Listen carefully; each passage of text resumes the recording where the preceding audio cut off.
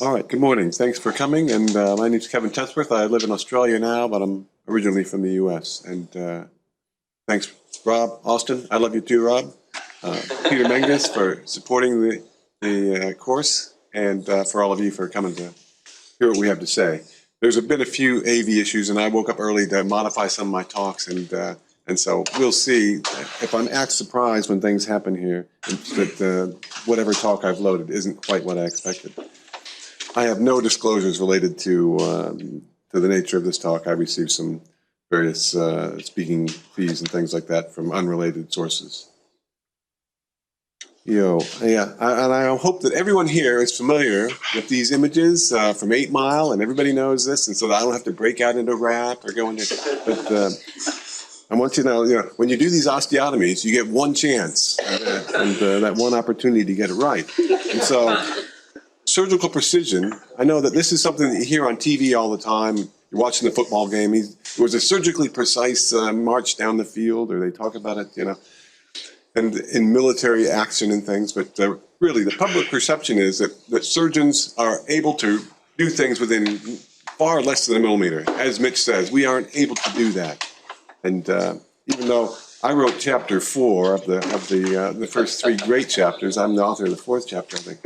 But, we all know, everyone in this room knows, there are limitations of what can be achieved in real life. And so even though for many centuries, or not centuries, many decades, surgeons eyeballed things, and we've moved away from that. But it's still as much an art as it is a science. But you have that one opportunity.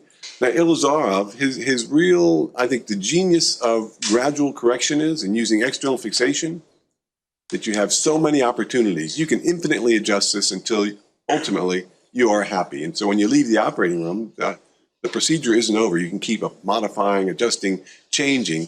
And as technology has improved, we've moved to internal devices that also allow us to do a little bit of that, certainly in terms of lengthening. And I think that will come with deformity correction as well. But you want to be as close as possible to your desired goal. And so the things that Mitch talked about and Rob talked about, those are the goals. And you need to recognize what the goals are, know what the goals are, and carefully plan these things out. Now you have all these opportunities, and how do you correct things, and the different kind of osteotomies that you would use to correct a deformity. And there's opening wedge, closing wedge, neutral wedge, focal dome, all these various things. What is the hardest thing to do? What's the easiest? And I would say, certainly for me, making a single cut. And so an opening wedge is the easiest, technically easy one. And the hardest one to actually get it right, is a closing wedge. Why? Because you have to make 2 separate osteotomies. You have to match them up perfectly. And there's all these additional opportunities for you to either cause injury, even though I know, yes, we've done them for a long time. We've done the closing wedge HTO for a much longer time than the opening wedge HTO. But I do believe that it's technically harder. I think it will heal rapidly, but you have lots of opportunities to change the slope and cause damage. And every time you cut a bone, you are increasing the risk. And so, in the way that I think about it, certainly a closing wedge is much harder to do successfully. So how do we do things better? Yeah, you can be naturally talented. Every surgeon thinks they're the most naturally talented guy. Everybody thinks so. But really, it's practice and experience and developing the skills that you need. And so, honestly, when I first saw total knees done as a medical student, there were no guides and there were jigs. This was, 1983. They didn't even have jigs yet. I think Medica was the people that introduced it a long time ago. So originally, surgeons just came in, made a bunch of cuts, glued on some stuff. I mean, that goes way back. But now we have osteotomy guides, we have jigs, we use intraoperative radiographs, there's alignment rods, cords, x-ray grids, and navigation, and also patient-specific osteotomy guides and jigs. And Christina, those of you that weren't here yesterday, we had a very nice little session amongst us, a more private session, but she gave a great talk on using osteotomy guides in dog surgery and in the veterinary world, and I think that really did some interesting things. But 3D printers and making patient-specific things is not new. It's been around for a while, and it's finally gone mainstream in the last 7-8 years, and now you have osteotomy guides and jigs that you use in total hips, in total knees, in total shoulders, and the blueprint sort of stuff. I don't work for Blueprint. I don't work for the Tournier people, but fabulous, fabulous software really does some interesting things that you can do all kinds of preoperative planning things. Now, if you have a both bone forearm malunion, this becomes technically hard to manage because the bones sort of rotate around in space and things. And so trying to figure out exactly where you want to do these osteotomies and correct this sort of malunion when it's healed, not in a normal straight position. Again, I don't work for Materialize, but this is the standard in the industry, and if you do this sort of work, this is the software that we would use. Either mimics to segment the images, and then 3-matic is what you end up using to prepare jigs and do that sort of planning and things. And as you were here yesterday, those of you that were here yesterday, Christina told us about it. But in this instance, here's a forearm. This is a case that goes back about 6 years. This is an old case. That we had been using this way back when, and so it's been modeled and it's used the CT scan data from the opposite side. You have to make a mirror image of the opposite limb and flip it over, invert it, and superimpose it on the deformed limb. And this way, you have a really good way to know exactly where this bone is supposed to end up in space ultimately. And it's easier for us, I think, in the lower limb. We have well-defined landmarks and hip, knee, ankle, and it's all worked out very well. They have similar landmarks in the upper extremity, but I think in the forearm especially, it's a bit hard to define those points as well. And if you just go into the 3D world and plan it there, it actually it becomes much clearer, certainly by making this mirror image of the opposite side. And then you do this pre-op planning, you do virtual surgery, and you can make the osteotomies. And in the virtual world, you can cut these 3D reconstructions and then reposition the bone fragments in space. And as you do that, the way to do it really, as you see, this is really almost 6 years old, but you have where the screw trajectories are ultimately going to end up after the correction is, and then you can reverse this and reverse engineer back to where they were originally, and you know where the screw trajectories need to be in the original bone so that it matches up with the plate ultimately after you've done your correction.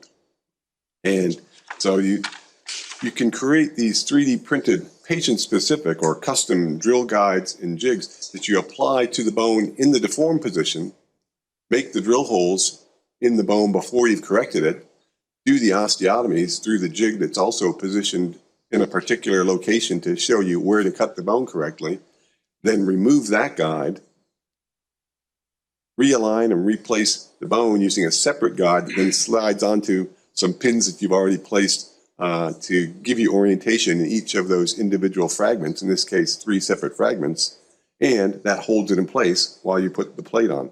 And the problem that really you end up with this is that it's very difficult in real life to actually position the jig exactly where it was in the virtual world.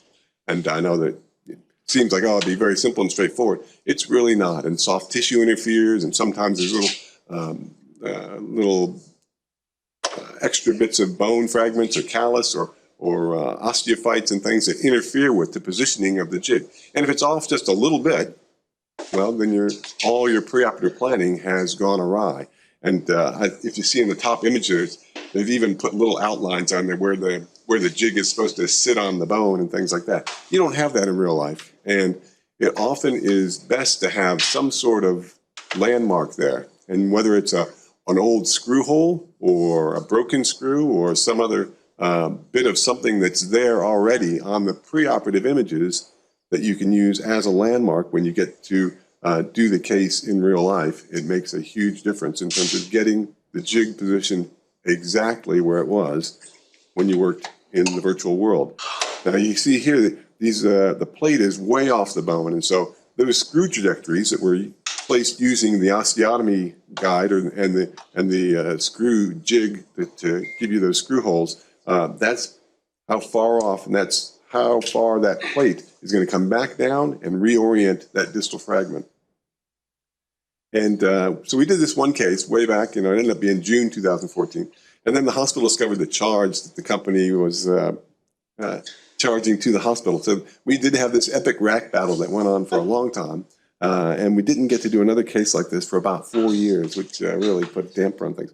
But we were very enthusiastic about it. We took on 3D printing in a big way over a course of a period of years, but we started way back June 2014 is when we got into this. And that's the first thing that we printed up way back when.